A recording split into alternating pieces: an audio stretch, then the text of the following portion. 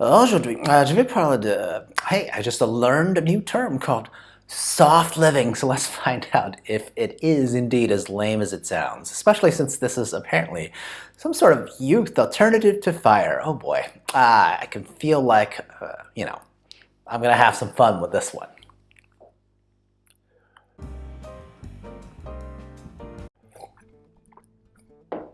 Hey, XenPuck here. Another day not working for the man. I guess that's really why I keep making clips like this, right? Because I've always assumed that not working for some corporate overlord is a desirable goal. But hey, what do I know, right? I'm not old enough to be a wizened source of wisdom, but definitely old enough to not be a cool kid. Oh wait, at no point in my life have I ever been a cool kid, so no big loss there. Anyway. Occasionally I do feel the pang of insecurity of, running out of topics about fire to talk about. But then days like this come when I read yet another inane article from the mainstream financial media that calms me down, right? And the reason is simple. There's always some new fads and trendy terms being thrown about in the zeitgeist that I can comment on. Like the topic of today, ooh, soft living.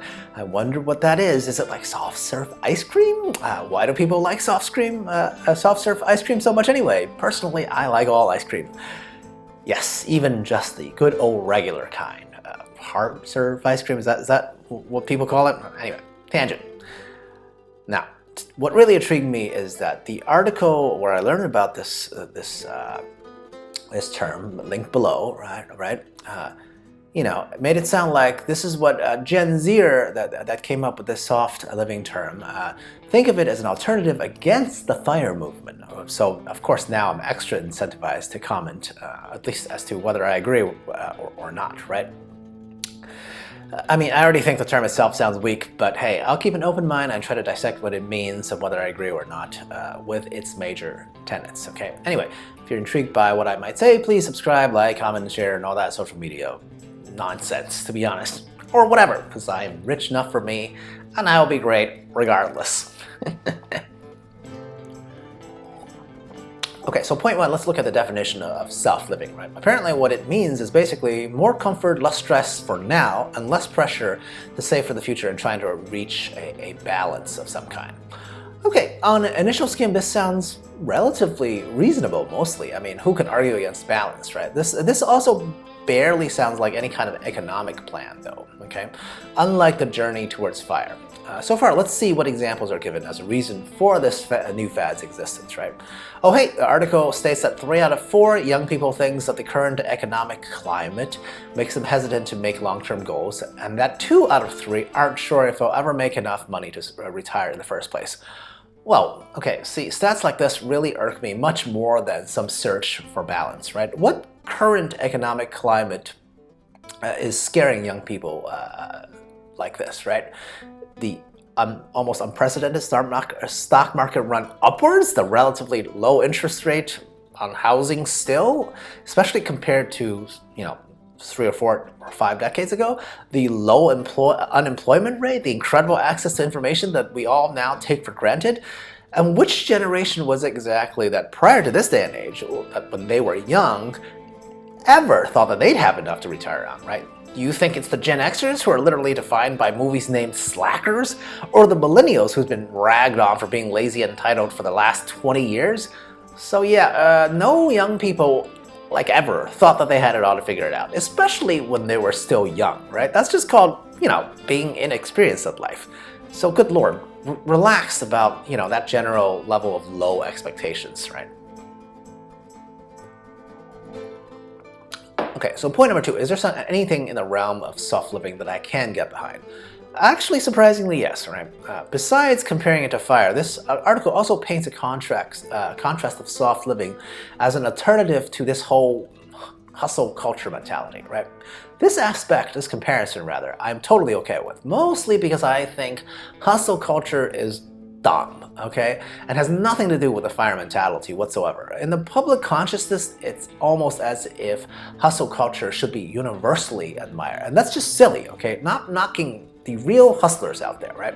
There's some people who are serial entrepreneurs, right?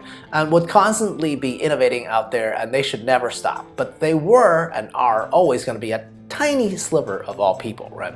The vast majority of people do not have the innovation or the drive or the imagination in their hearts to copy the style of increasing their value that way, okay? So by exalting this whole you gotta have your hand in as many side gigs as possible mentality, this can actually be very, very harmful for most people. I mean, seriously, if I think most people aren't happy with their primary main jobs, where they already spend 8 to 10 hours a day, why the heck would I think the solution is to fill up the rest of my off time with even more types of straight up work, okay? If you don't enjoy your side gigs, engaging in this type of hustle culture is just a certain path towards massive burnout, right? Guess what? If you get burned out generally because of all this hustling, most likely you're gonna be a master of none at any of the gigs, and this can actually backfire on your main source of income and requires even more additional resources sunk in just to straighten yourself out, right? So what was the point of all that hustling again? Was it worth it? So knowing what I know about how stupid hustle culture is, I get it. Self-living seems like a direct response to that because it dictates, hey, people should be allowed to enjoy the now however one likes. This is more fitting than trying to cram an artificial sense of entrepreneurship into the minds of the masses that don't have it to begin with, okay?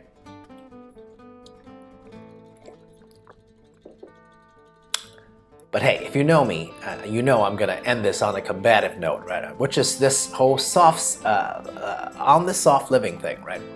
While it's surprisingly reasonable as a philosophical style to live, right? It is absolutely not a real alternative to the mentality of FIRE, right? FIRE isn't about deprivation or side hustles, right? Some people may do, both of those things to get to FIRE faster, but not me, right? On my personal journey, I've bought many a designer clothes, fancy shoes, went to absolutely awesome party, and never once had a side hustle.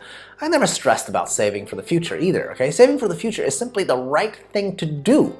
This idea that in order to enjoy the present, we must somehow keep up with the meaningless spending of others is just silly. Of course, the example in the article that I linked is simply some lady who's spending a lot on her pet. I'm not knocking that even, okay? If that's what matters to her, sure, cool, go for it. But this idea that for today's youth, aka Gen Zers, priorities have shifted to self-care in the now it's just absurd, right? Shifted from what? Were Gen Zer ultra-aggressive savers until COVID changed their priorities? Are these financial media people all high? Literally the vast majority of Americans of any age group only ever does is care for themselves in the now, okay? In the present, okay? That is why most Americans live paycheck to paycheck, right? Because they can only understand how to take care of themselves in the now, instead of, having a longer perspective and saving for the future. So if living softly makes you feel better about the unwillingness to save, no one can convince you otherwise. But just understand that the results will be the same as with all previous other generations as well, right? And that's a lifetime working as a Walmart greeter until you're 100 or die. Okay, see how fun that would be then. So, in conclusion, soft living mainly just sounds like a justification to not plan ahead. I mean, as a reaction to doing more things just for the money that you don't enjoy, I'm down for it. But as a strategy for financial well-being, yeah, no, it's just totally lame, okay? The future may not be guaranteed. But if you live softly, I guarantee you won't have any money to enjoy the future if you don't live fast enough to die young either, okay? Cheers, I'll approach it.